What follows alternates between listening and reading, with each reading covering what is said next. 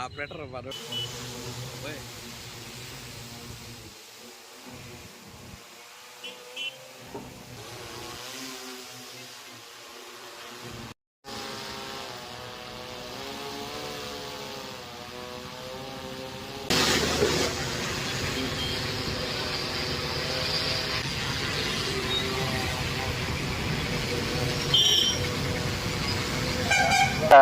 Drone technology వాడి ఈ యొక్క కొత్తగా లైన్ వేసే ఒక టెక్నాలజీ ప్రకారం ఈ లైన్ వర్క్ చేస్తున్నాము.